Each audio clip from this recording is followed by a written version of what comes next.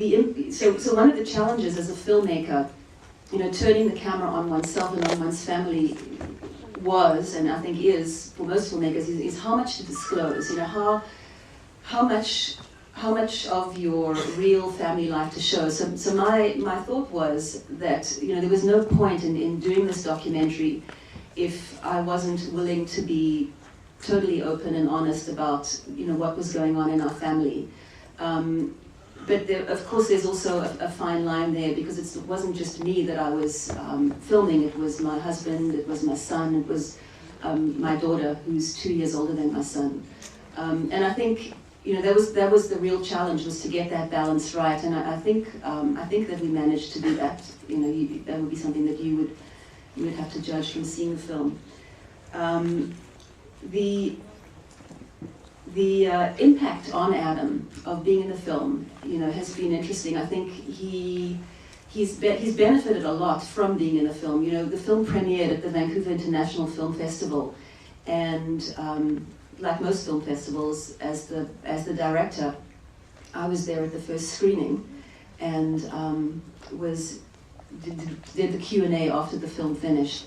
And of course, Adam wanted to be there as well. And so the film there were a lot of people. The film finished, we came to the front of the audience, and the first question happened, and I kind of leaned forward to answer it, and Adam grabbed the microphone and answered it, and proceeded to answer every single question afterwards.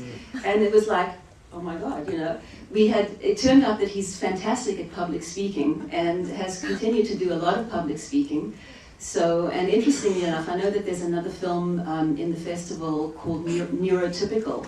I just got a call last week from Doxa, which is a documentary film festival in Vancouver, and was one of the directors of the festival. She called me and she started talking to me about this film Neurotypical, and I thought she was going to be asking me, would I introduce the film? Well, no, she was asking how I would feel if Adam introduced the film, which was perfect, because that was fine. I didn't.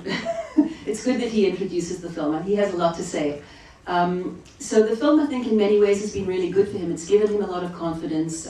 He's done a lot of public speaking, but he also sometimes feels he gets angry, because he feels that in many ways, the film has kind of branded him as, it's outed him in a way, and sometimes he resents that. He's become a rapper now. He's making a CD. Apparently it's coming out in a couple of months. And so he has quite a following, and sometimes he's angry that everyone seems to know that he has Asperger's syndrome. So it's kind of mixed for him, as it is for me. So Marianne and I actually have somewhat similar stories, in that I certainly never expected to be doing a film about my own family. Samuel's my son, who's 11 now. But my whole background is in photojournalism. For 20 years, I was just telling other people's stories, whether it was about migrant work or homelessness or teen sexuality issues. That was my career. And when you have a child with disability, pretty much everything in your life can change, kind of on a dime. So my wife and I, when we first had Samuel, we didn't know he had a disability. And about a year into his life, when we started realizing that he had cerebral palsy, my wife said, I don't know what it's like in Greece, but in the United States, the women are smarter. Is that how it is in Greece also? Okay. So anyway, my wife said, we have to learn to advocate for our son. And we need to make sure that we can help navigate, that we figure out how we can navigate the educational process, the healthcare process, the legal process, because it's incredibly complex, as Marianne discussed. And she had so many obstacles in school that I did not have to deal with for Samuel. So we finished this year-long kind of, I call it like a training on disability advocacy. And my wife said, you have to do this, Dan. We have to be on the same page, because the divorce rates for parents of kids with disabilities is incredibly high. There's so much stress on the families. So I did this program, and both of us came out of it feeling that unless Samuel can go to his local school and feel completely welcomed in our community, how can he really feel good about himself? We wanted him to feel good about himself. And when I hear stories like Marianne, it really pains me that the school didn't really do what it could to embrace Adam and bring him into the school. And so we decided that our first priority was making sure he could go to our local school.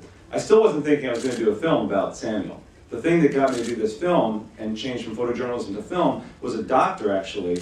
At one point when Sam was very sick, he was in the hospital in the intensive care unit, and a doctor who knew my history as a photojournalist said, why don't you take your background as a storyteller and tell the story of what it's like to be a parent of a child with disabilities. So I came into filmmaking later through that process. And why I think film is such a powerful way, as Marianne talked about, to bring you into our lives. And that's a risk, because we don't know what you'll think of our lives and our decisions and our children and our families. But we both felt it was a risk worth taking, because how else can you challenge perceptions, you know, the topic that we're talking about today, unless you do it with honesty and to show people kind of the real life that happens inside a family. And I think my primary motivation in some ways was selfish in a way, whereas I wanted to introduce Samuel to the world in a way that was different than how people would perceive him.